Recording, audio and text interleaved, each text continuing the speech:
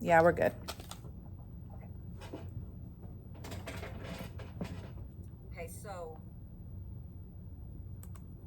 like I had told you yesterday, we start doing these as early as possible in the year. Mm-hmm. So the reeval packets go out to the caseload managers, to the managers that these kids fall on their caseload, and we tell them to start them as soon as possible. Mm-hmm. So for example, this little girl, when we send out our reappraisal packets, some people call them reappraisal packets, and that tells you how long we've been diagging because That's an old term. old term. Okay. So these are our reeval packets get sent out, and we ask them this information. So we tell them here that we're going to use for sources for our reads, we're going to use evaluation sources, which means past evaluations or current evaluations that they've had. Then we're also going to collect information from the parent. You're still going to reference what they had turned in previously 3 years ago, and you're still going to ask for updated information from them because some parents do have situational changes, within the 3 years. Mm-hmm. Then we also collect current classroom-based data, which could be like your new STAR scores if they've just been STAR tested, tests in the classroom, benchmarks, things like that. Okay. Then you're also going to collect, you have to, now this one's very important, this one right here, classroom-based observation and observations by teachers and related services. Those are two different types of observations, okay? Observations by teachers and related service providers, that's just basically like I'm asking them to give me their notes of things that they've noted about Mm-hmm. when they're having contact with the kid. So I can have teachers giving me information on their teacher input forms that are truly based off of just observation. Okay. Right. So that's hearsay. So that's like they're giving me their observation notes. Mm-hmm. Classroom-based observation is a little bit different. It's more structured. Okay. And it's planned as far as the person who's going to go do the observation. We have a form for this observation. We have to, whether it's doing my read, or I'm going to say right away, I already know I'm going to test, or if it's an initial kiddo, Mm-hmm. we have to have a classroom-based observation. Okay. And it needs to be done in the area of concern if it's an initial, or it needs to be done in the area where they're being reevaluated in. Okay. So let's say, for example, I can't go and observe the child in PE. That's not going to count. Okay. You can go and observe them, but that can't be your only observation. I can't go and observe them in an elective class and say that that's my only one based observation. Okay. That can be an extra observation I've done, but it can't be the observation, the main one. I have to observe in an area that they qualified in. So it's going to either be a reading area or a math area. Okay. Our unit kiddos, some of them, because they're self-contained and they're with their unit teacher Mm-hmm. the majority of the day, yes, the observation is going to occur in their classroom because that's where they're receiving their instruction of reading and or math, right? Mm-hmm. Now, if it's a kiddo who is also going to an elective class, like some of our little kids in the elementary campuses, they do go to PE. They go to general PE, right? With a para. So I will want to, in that situation, I do want to go and also observe in PE, because that's where I'm going to actually get to see them where they're interacting with more of the general ed population. I'm not going to see that occurring in the adaptive ed unit if that's my only observation. Mm-hmm. Okay. So you have to think about those types of situations. Okay. So for some, you will have two different settings. Sometimes if we have a child who's ED, Mm-hmm. emotionally disability, and let's say that they're at the time when you're testing, they're predominantly in the behavior unit, right? Well, that's, to me, it's considered, that's a self-contained unit, right? Right. So yes, I'm going to observe there because if that's where they're getting the majority of their reading and or math instruction, that's where I'm going to go and observe. But I'm also going to need to find out, is this child still right now at the level within BMC programming that he or she is attending an elective also, right? So then I'm going to want to also go and swing by there and observe there as well. Okay. If you do have a child who's all unit, then you're going to observe in unit, but I'm also going to say to myself, where do they have contact with general ed? Okay. It might be the lunchtime. Mm-hmm. Okay. So I may be doing an additional observation in the cafeteria, which is okay. Okay. Or maybe it's recess time or something like that. Okay. So you actually get to go and do those observations. Yes, it is best practice if we do our observation, our main observation. Okay. Because we as diags, we know what we're looking for, and you don't want the information on the observation to be one-sided. Right. You know, you will see, like on re-evals, if it's a kiddo that has been receiving services already, and it's up for re-eval, if I'm crunched for time, my inclusion teachers will do the observation for us, but I need to make sure to get that back as soon as possible because I need to read it. Right. If I have questions about what they're documenting, I may need to go in anyway, you know, just to do a touch up on that observation if I have questions. Now, what you can never accept is sometimes on initial packets, this is where you'll see this. We'll have an initial referral, right? Because we're hands off when it's an initial referral. The packet's going through the counselor, right? SPED teachers do not have they don't have their hands at all involved in the initial referral packets. They're not supposed to, okay? So all that data is being collected by your general ed counselor, including that first observation, right? Well, what I have found is sometimes we'll come across when we're reviewing in our review committee meetings where we're reviewing the initial referral packets, when we look at the observation, we'll see that the teacher has basically filled in the form herself. So she's observing herself. We do not accept those.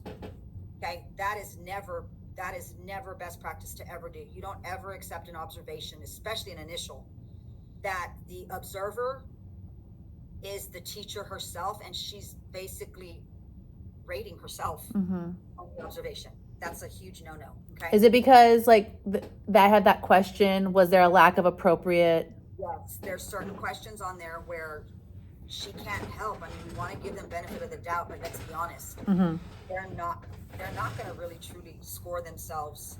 Right. You know, it's not going to be a true reflection of themselves. So, I mean, just think about it when you're like, how would you observe yourself? Your teaching abilities and things, if I ask you to do that form. So the counselors, they've gotten a lot better about it. They know that's a no-no. So it's been a while since I've seen an observation turned in like that, where we've had to reject it and say, no ma'am, can't do that. It hasn't happened in a while. So our counselors are the ones who go in and do that first initial classroom-based observation, okay?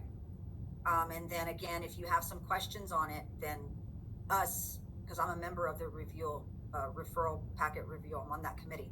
So if we have some questions about an observation, or if we have some questions about any data that's come in with the packet, we go to the counselor because that's the person who's taking care of that paperwork, okay? If I have a question about a teacher's observation or what's on there, I'm not going to go to the general ed teacher. I'm not going to go and question her on something that the counselor filled out. I'm going to go to the counselor because she was the observer of that class, okay? And then try to get some more information there if I'm questioning something or if something's just not quite clear. Because a lot of times, I'm going to be very honest, our counselors in our district here, we're still needing some help with training them appropriately for when they do those observations, especially for referral packets, because sometimes they themselves document contradicting information. So it makes it confusing. Like we don't know really what they're looking for or what they're trying to target or what it is they're suspecting. That's another thing. On an initial referral packet, you should never see, or we should never see, the reason for the referral is suspicion of, and they've put reading, math, science, social studies, history, SLD in all areas, things like that. Like they're just literally trying to list all the possible eligible categories.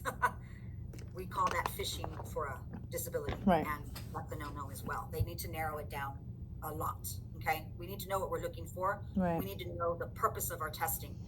You should never, as a diag, be testing and feeling like I'm having to test every area because they suspect in every area. That's a no-no. Okay. Our testing needs to be driven, data driven, and their suspicion needs to be narrowed down. Okay. So that's a little bit on the observation part. Data review. This section right here, if the child is being referred for either initial for speech language communications, suspected disability, your SLP is involved in this component right here. We do still collect data also on our end as far as communication, and that's embedded. Those questions are embedded in the teacher forms and things that we ask them questions about. We ask them questions about their expressive and receptive language. If we happen to see something that we think, oh, you know what, there is no speech concern, that wasn't mentioned or added on the packet.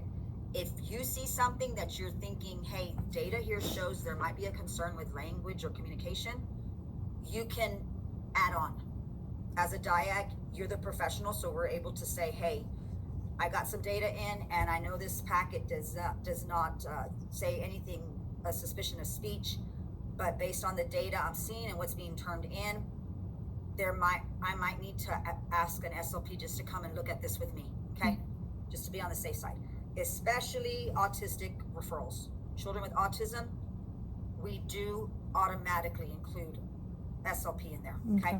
And also OT. We need to cover our bases there because autism identification it's a special, category of testing.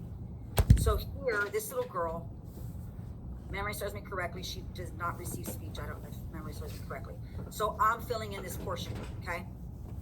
Her native language is English, academic language is English. Where do I get this data from? It's those home language surveys that all the kiddos fill out. Okay. So if you remember as a parent, you filled one out too. You did a home language survey when you registered your child for school. Right.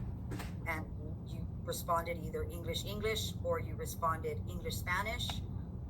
And also best practice, so you'll know, is if that home language survey says anything about another language, that child we're going to take care of and look at as a bilingual type child, possibly. Okay.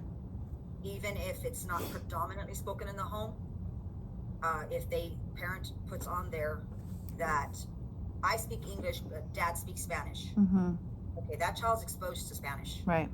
So we have to move forward accordingly. Legally it's best practice, we need to do that. If parent says on there English, but stays with my mom and my mother only speaks Spanish, well, that's their primary caregiver as well. Right. That child is exposed to Spanish. Okay. Also, to an update that I was given a couple of years ago was, if I have a parent who says on there, I'm bilingual. I don't speak it around my child. I don't use it in the home, but I'm bilingual. Here or there, they may hear conversations. Okay. You've now told me your child's exposed to a second language. So I just need to look into that with parents and see, one, how did they answer the home language survey? Two, if it's just verbal, I'm going to try to figure out, okay, how much percentage of this time does this parent speak Spanish in the home?